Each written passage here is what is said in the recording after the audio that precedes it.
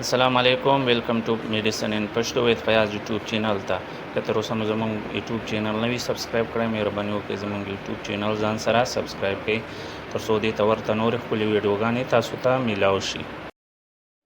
نن موږ راوړی دی یو ډېر بهترین ایټم د دې فواید څه دي د دې نقصانات څه دي دا ټول به انشاءالله تاسو ته په دې ویډیو کې میلاو شي. نو ویډیو را سره تر اخره پورې وګورئ. نو د دې روژې مبارکه میاشت ده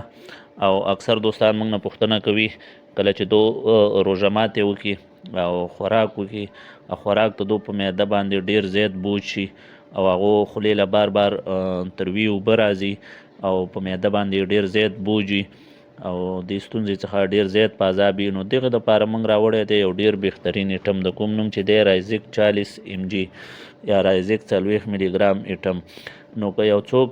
روژه ماتې وکړي او هغه خوراک بیا د په معده باندې ډېر زیات بوج شي او د هغې په وجه د هغه خولې له تروي اوبه راځي ګیس وي نو دغې دپاره رایزیک 40 ملي ګرام یو ډېر بهترین ایټم دی او د دغې ستونزې د حل لپاره ډېر مهم دی. نو روژې مبارکه میاشت ته اکثر خلک پیشنمې وکړي نو پیشنمي نه بعد هم کله چې دا خوراک وکړي د خوراک نه بعد د په معده باندې ډېر زیات بوج وي خولې له تروي اوبه راځي او ګیس وي نو دې په وجه باندې د روژه هم خرابېږي او بوج هم په ډېر زیات وي. نو دغې دپاره دا یو ډېر بهترین ایټم دی د کوم نوم چې دی رایزیک 40 mg یا رایزیک 40 ملي ګرام چې دا یو ډېرې بهترینې کمپنۍ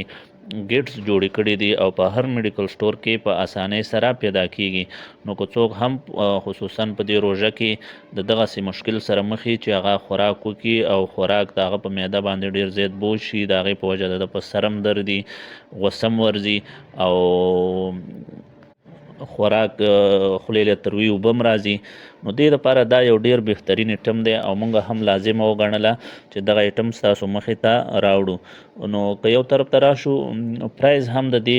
ډېر مناسب پرایز دی که وګورو موږ رایزیک 40 ملي ګرام چې دی په دې نوي پیکینګ کې په یو ډبي کې 21 ټیبلټ وي یعنی په یو ډبي کې 21 ګولۍ وي او د دې 840 یا 840 روپۍ پرایز دی. نو پرایز هم مناسب دی بل په هر میډیکل سټور کې په اسانۍ سره پیدا کیږي او د دې فارموله چې دا اومیپرازول فارموله ده نو که یو څوک د معدې دغسې مشکلات ولري چې روژه مبارکه میاشت ده او هغه خوراک وکړي روژه ماتې وکړي او هغه خوراک بیا د په معده باندې ډېر زیات بوجي خېټې وپړسېږي خولې له تروې اوبه راځي او دې په وجه دا ډېر زیات د ستونزې او مشکل سره مخ وي نو هغه کولی شي چې د دغه ایټم استعمال وکړي او دغه ستونزه به یې انشاءالله ورسره حل شي. د استعمال ښه طریقه یې دا ده که یو څوک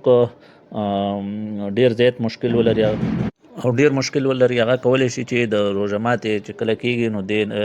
ټیم کې یو ګولۍ واچي او نو انشاءالله دغه مشکل به یې بیا نه وي. همداسې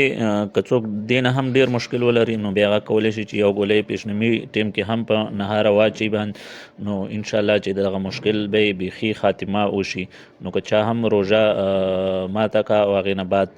د هغه په خېټه باندې او په معده باندې ډېر زیات بوج شي خولې له تروي اوبه راځي بار بار نو د دغې ستونزې حل لپاره دا یو ډېرې بهترینې ګولۍ دی او د دې په استعمال سره د دغه ستونزو حل ممکن کیږي. نو اخره کې بیا هم موږ له تاسو څخه خواهش کوو چې که تر اوسه مو زموږ چینل میډیسن ان پښتو وذ فیاض